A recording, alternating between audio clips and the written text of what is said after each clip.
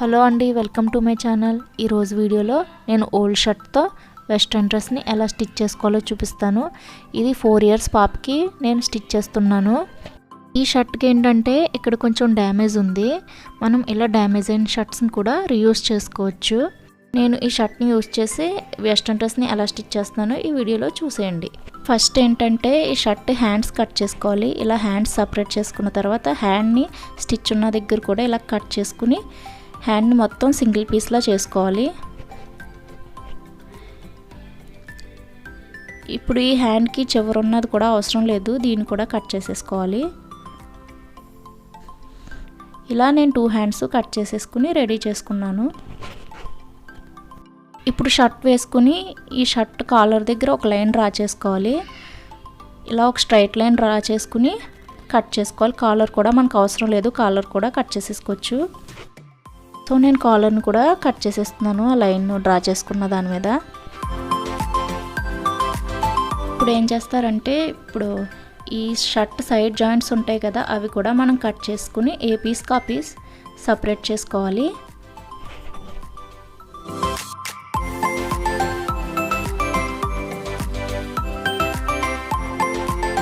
నేను ఈ విధంగా కట్ చేసుకుని ఏ పీస్కి ఆ పీస్ ఇలా సపరేట్ చేసుకున్నాను. ఇప్పుడు ఏంటంటే షర్ట్ బ్యాక్ పార్ట్ తీసుకుని దాని మిడిల్కి ఇలా ఫోల్డ్ చేసుకుని, షర్ట్ కొంచెం డ్యామేజ్ అయింది కదండి, దాన్ని ఏం చేస్తున్నానంటే ఇలా ఒక లైన్ డ్రా చేసుకుని దాన్ని కట్ చేసేస్తున్నాను.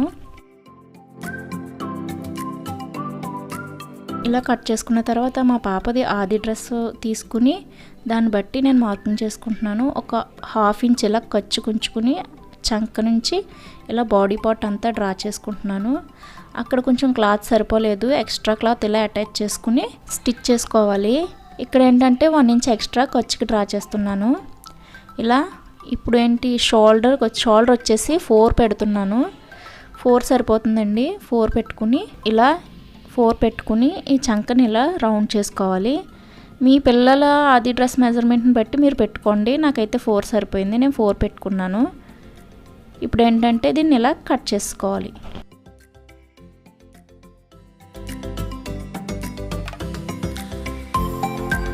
షర్ట్ కింద కూడా ఇలా కట్ చేసుకుని చివరి కొంచెం పైకి ఇలా షేప్ తీసుకుని, ఇప్పుడు ఏంటంటే ఎక్స్ట్రా పీస్ ఒకటి డ్రా చేసాం కదా అటాచ్ చేద్దామని, దాన్ని కూడా ఇలా పెట్టుకుని ఆది ఫ్రాక్ దానిపైన వేసుకుని ఇలా చూసుకుని 1 ఇంచ్ ఎక్స్ట్రా పెట్టుకుని ఇలా కింద కూడా ఇలా షేప్ డ్రా చేసుకుని ఈ ఎక్స్ట్రా అటాచ్ చేసుకుని దాన్ని కట్ చేసుకోవాలి.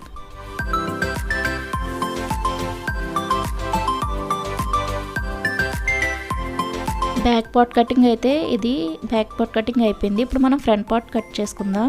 ఈ ఫ్రంట్ పార్ట్స్ 2 కూడా ఇలా ఒకదాని మీద ఒకటి వేసుకుని మనం కట్ చేసి పెట్టుకున్న బ్యాక్ పార్ట్ని దానిపై వేసి ఆ బ్యాక్ పార్ట్ ఎలా ఉందో సేమ్ అలానే ఫ్రంట్ పార్ట్స్ కూడా తీసుకోవాలి. ఫ్రంట్ పార్ట్ని కూడా నేను ఇలా కట్ చేసేస్తున్నాను. ఈ ఫ్రంట్ పార్ట్కి కూడా మనం బ్యాక్ పార్ట్కి తీసుకున్నట్టు ఎక్స్ట్రా పీసెస్ తీసుకుని అటాచ్ చేసుకోవాలి. ఇదేంటంటే ఫ్రంట్ పార్ట్కి పాకెట్ వచ్చింది, సో నేను అందుకు ఇది సెపరేట్గా తీస్తున్నాను. ఫస్ట్ బటన్స్ ఉన్న పార్ట్ తీసేసి తర్వాత బటన్ హోల్స్ పార్ట్ తీస్తున్నాను అనమాట. ఈ పాకెట్ని కూడా నేను కట్ చేసేస్తున్నాను. ఇలా కట్ చేసుకున్న తర్వాత నేను పాకెట్ మొత్తం విప్పేసాను, ఇంకా పాకెట్ లేకుండా. ఇక్కడ ఏంటంటే టేప్తో మీ పాప షోల్డర్ని ఇలా కొలుచుకోండి. ఇలా కొలుచుకుంటే నాకు 26 వచ్చింది. ఇప్పుడు ఏంటంటే ఇందాక మనం హ్యాండ్స్ కట్ చేసి పెట్టుకున్నాం కదా, దాన్ని నేను ఇలా ఫ్రంట్ ఇలా ఫ్రిల్స్ వచ్చేలా పెడదాం అనుకుని మోడల్ కట్ చేస్తున్నాను అనమాట. లెంత్ వచ్చేసి 26 ఉంది, కానీ ఇక్కడ నా క్లాత్ 22 ఉంది. సో ఫ్రిల్స్లో అడ్జస్ట్ చేద్దామని దాన్ని ఇలా స్ట్రైట్గా తీసాను. ఇలా ఫోల్డ్ చేసుకుని మిడిల్కి ఫోల్డ్ చేసుకుని 5 ఇంచెస్ లెంత్ పెట్టుకుని లైన్ డ్రా చేసుకుని కట్ చేస్తున్నాను.